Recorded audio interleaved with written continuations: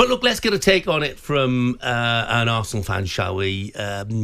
Joining us for his take on events at the Etihad, broadcaster and Arsenal fan, Harry Symeou. Morning, Harry. Good morning, Harry. Morning, guys. How you doing? Yeah, good. How do you regard that 2-2 then? I mean, it was so near to 3 points, but at the end of the season, when they tot up the totals, 1 point might be invaluable. I'd have said before the game, Jeff, that going to the Etihad under the circumstances, with no Martin Odegaard, with Mikel Merino still absent, and the fact that Arsenal were coming into it off the back of a really difficult week, Spurs away, Atalanta away, and then this, I would have said that a point was a really, really good result. And I'm still incredibly proud of the way that Arsenal dug deep and made sure that they didn't lose the game after going down to 10 men. But when you concede so late in a game, it's impossible for it not to feel like a punch in the stomach. So I'm in this weird place where I feel really proud, but also gutted at the same time. Harry, I found near the end of the first half, Martinelli was getting more joy against Kyle Walker. The whole team looked confident passing the ball. That was my frustration of maybe before the game, everyone was saying, you got to go there and sit back. Arsenal can go toe-to-toe with this City team, I feel. Yeah, I think you got to pick and choose your moments. And I think in that first half, Arsenal did a good job of that at times. I think they did have a really difficult start to the game. And, we all saw the way that Manchester City cut through them for Erling Haaland's goal. I think Gabriel maybe got sucked into that left channel a little bit too early because maybe he feared that Calafiori had pushed too high. And once Haaland was in, you knew that he was going to score. But I do think the red card had a massive, massive impact on the game. And, I was listening to some of those callers just there. And I think the big frustration among Arsenal fans is that rule or law, if you want to apply it to the letter of the law week in, week out, fine. But it's not happening consistently. It's not happening to every player that kicks the ball away. It's not happening every time someone shows dissent. And that's where the frustration comes from. Michael Oliver, for me, does not need to send Leandro Trossard off there. If he goes over and has a word with him, I don't think there's a football fan in the world that would have complained about the referee.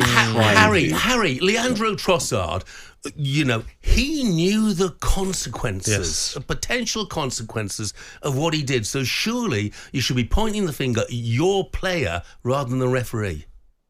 Leandro Trossard played his part, and I'm not completely, taking all the responsibility away from him. I think he should know better, particularly after what happened to Arsenal a couple of weeks ago with Declan Rice.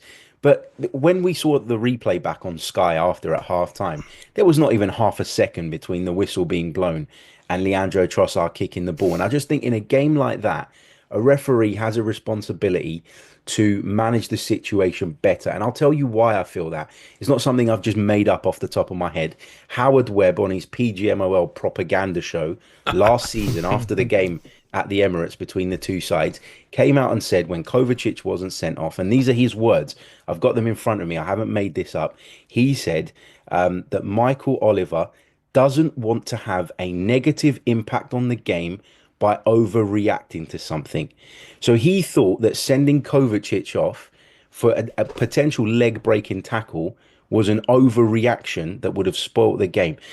We're talking about endangering a player there. That's completely different to someone showing a bit of dissent. And Michael Oliver, a couple of weeks ago in Liverpool's game against Nottingham Forest, allowed Dominic Szoboszlai to smash the ball across the penalty area. I think that's the thing, isn't it, Harry? Harry, I think it's got to be consistency. Like, from now on, free kicks been given, you don't touch the ball. The opposition player, you go and get it. Don't even try and help pass it to them. Doku done one, didn't he, in the first half? That should have probably been a yellow card. From now on, make it known to every player, if a free kick's given, do not touch the ball. Everyone knows them.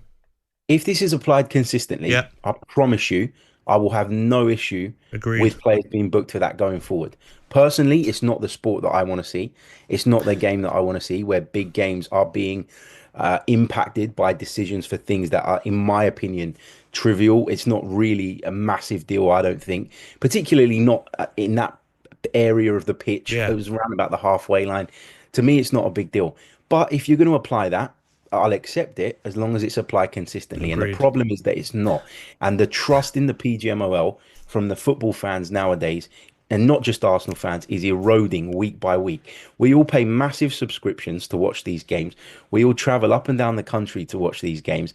And they're being decided by things that, as football fans, we don't see as a big deal. So if that's the case, and you want to go down that road, apply it consistently, and I promise you, I won't complain about it again. Harry, but until that happens, you're going to constantly get this. Harry, you complained about it very eloquently. Look, you'd have taken 4 points from 2 away games against Spurs and Manchester City, no question. Just a quickie, were you surprised that Arsenal left Ben White out? Well, we kind of learned after the game that Ben White had a bit of an issue, and that's why Arsenal took the decision. Mikel Arteta said in his press conference that Ben White's not the type of person that would tell you if he's got a problem, and he'd run through a wall for you, I think is what he said. But it was reported after the game that Ben White had a minor knee issue, which was why he wasn't included in the starting 11, and that Arsenal had no intention of using him really, but obviously felt they had to, given the way the game panned out. So I think if he was fully fit 100%, he plays, because he's a real important part of that defence. Harry, your nerves must have been shredded, mate. Thanks for joining us this Thank morning. you, Harry. Thanks, guys. Have a good one. Yeah, it was very eloquently put. To quote Howard Webb from last year, that was really interesting. I think, normally, though, a dissent like that is when you absolutely smash the ball away. And Trossard didn't he? Do you know what I mean? It's like, he just kicked it a little bit, like Declan Rice's one. Yeah. I feel that like it should be maybe if you proper wallop the ball away, Jeff, then it's like you're giving the referee no choice. The referee applied the laws of the game as they stood. Should know better. Coming up, we turn our attention to the EFL and one of the most bizarre scenes we've seen on a football pitch this season. That's next. talkSPORT Breakfast, waking you up Monday to Friday morning from 6 a.m. on AM, on DAB, via the talkSPORT app and on your smart speaker. talkSPORT.